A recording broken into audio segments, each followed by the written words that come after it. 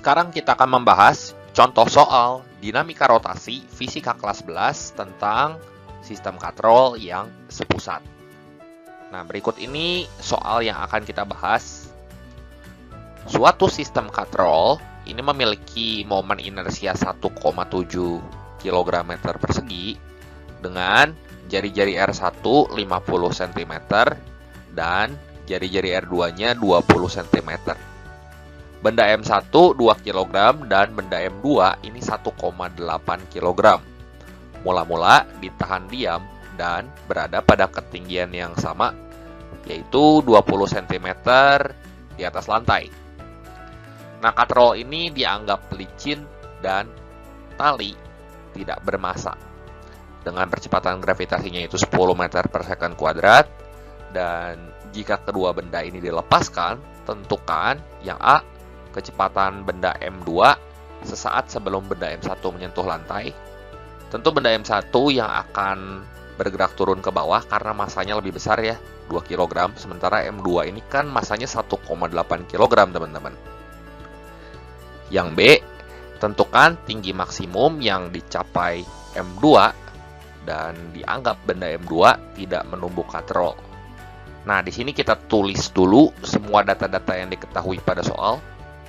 Ya, ini kita pindah-pindahin semua data-datanya, dan kita udah punya momen inersia, massa M1, massa M2, kemudian R1, jari-jari katrol yang pertama ini kita nyatakan dalam meter, demikian pula untuk R2, dan karena awalnya benda diam, ini kita tulis V0-nya sama dengan 0, dan H-nya itu 0,2 meter. Nah, kemudian di sini kita tentukan hubungan antar percepatan. Nah, untuk sistem katrol yang sepusat seperti ini, benda M1 ini mengitari katrol yang pertama ya, yang memiliki jari-jari R1. Oleh karena itu, nilai A1 ini sama dengan alfa kali R1, dan karena benda M2 ini mengitari katrol R2, maka A2 sama dengan alfa kali R2 ya. Nah, benda ini punya percepatan A1 dan A2 yang berbeda nilainya. Kenapa? Karena dia menempel pada katrol yang memiliki dimensi atau jari-jari berbeda. Nah, selanjutnya kita gambarkan free body diagram untuk masing-masing benda dan gerak rotasi katrolnya. Nah, untuk benda M1, dia ditarik ke atas oleh gaya T1 dan ada gaya berat M1G yang menarik si benda M1 ini ke bawah. Nah, karena M1 lebih besar dari M2, maka arah geraknya ke bawah, teman-teman. Ya. Sehingga A1 ini akan berarah ke bawah. Nah, untuk benda M2, dia akan tertarik ke atas oleh gaya tegangan tali T2. Kita misalkan saja tali yang ini punya tegangan T2 dan dihambat oleh gaya beratnya M2G dengan percepatan sebesar A2 yang arahnya ke atas. Ya. Selanjutnya kita tinjau gerak rotasi pada katrol. Nah, kita tetapkan arah putar yang searah dengan jarum jam itu bertanda negatif. Jadi, untuk alfa yang berlawanan jarum jam itu positif. Nah, pada katrol yang sepusat ini dia ditarik dengan gaya T1 sehingga memutar katrol berlawanan jarum jam. Dan yang di dalam sini ditarik oleh gaya T2 yang memutar katrol searah jarum jam. Nah, kita harus tinjau masing-masing persamaan gerak untuk tiap free body diagram ini untuk menentukan berapa nilai kecepatan benda M2 dan tinggi maksimum yang dapat dicapai oleh benda M2. Oke, sekarang setelah teman-teman menggambar diagram benda bebasnya secara terpisah, kali ini kita susun persamaan gerak untuk masing-masing benda sehingga kita bisa menentukan berapa nilai percepatan masing-masing benda. Dan kita bisa peroleh juga nilai percepatan sudutnya. Nah, kita tinjau dulu balok yang pertama. Persamaan gerak untuk balok pertama di sini diberikan oleh gambar berikut. Nah, karena M1 lebih besar dari M2, maka arah gerak M1 itu ke bawah. Jadi setiap komponen gaya dan percepatan yang arah geraknya ke bawah kita kasih tanda positif, teman-teman. Jadi di sini M1 kali G dikurangi T1 sama dengan M1 kali A1. Yang mana A1-nya bisa kita ganti dari hubungan antar percepatan, yaitu alfa kali R1.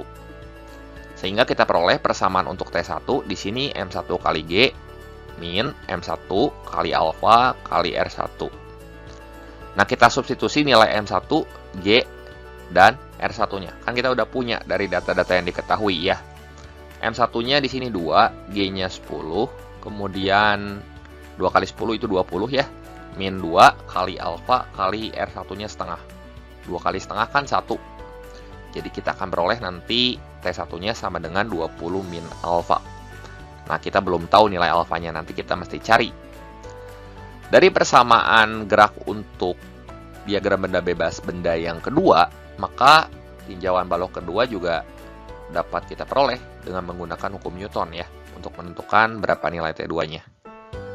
Nah, karena M2 lebih kecil dari M1, maka arah gerak balok M2 ini ke atas. Sehingga setiap komponen gaya dan percepatan yang arahnya ke atas, kita kasih tanda positif. Sebagai akibat, T2 min M2G atau gaya beratnya ini sama dengan M2 kali A2. Dan A2-nya lagi-lagi kita bisa ganti dengan alfa kali R2 di sini. M2-nya kita udah tahu di sini 1,8 ya. G-nya 10. 1,8 kali 10 18. Tambah di sini M2-nya 1,8 kali alfa kali R2-nya 0,2. Nah, kita hitung sebentar. 1,8 kali alfa kali R2 hasilnya di sini 0,36 alfa ya. Selanjutnya kita tinjau gerak rotasi pada katrol. Di sini setiap gaya yang mengakibatkan katrol berputar berlawanan jarum jam kita kasih tanda positif, dan yang berlawanan kita kasih tanda negatif. Pada katrol ini terdapat dua buah gaya saja, gaya T1 dan gaya T2 yang mengakibatkan katrol berputar. Nah, untuk tinjauan rotasi katrol kita dapat gunakan persamaan sigma torsi sama dengan I kali alfa ya. Nah, karena T1 ini memutar katrol berlawanan jarum jam, maka T1 dikali lengan momennya yaitu R1 dikurangi T2 kali R2. Tandanya negatif karena T2 ini memutar katrol berlawanan jarum jam. Ya. Ini sama dengan I kali alfa. Substitusikan T1 kemudian R1-nya setengah. T2 dan R2-nya ini 0,2 meter. Persamaan ini sama dengan I kali alfa. I-nya kita udah tahu 1,7 dan kita akan peroleh persamaan dalam alfa ya. Ini tinggal kita hitung aja, kita beresin. Jadi 10 min setengah alfa min 3,6 min 0,072 alfa sama dengan 1,7 alfa. Nah, kita hitung sebentar, ini jadi 6,4 sama dengan 2,72 alfa. Sehingga alfanya itu 6,4 bagi 2,72 aja. Kita peroleh nanti alfanya 2,8 radian per second kuadrat. Setelah kita peroleh nilai alfanya, teman-teman bisa tentukan berapa nilai percepatan masing-masing benda ya, masing-masing balok. Nah, untuk percepatan benda pertama, dari hubungan A1 sama dengan alfa kali R1, maka karena kita udah dapat alfanya 2,8, R1-nya itu setengah, ya kita hitung aja. A1-nya 1,4 meter per second kuadrat.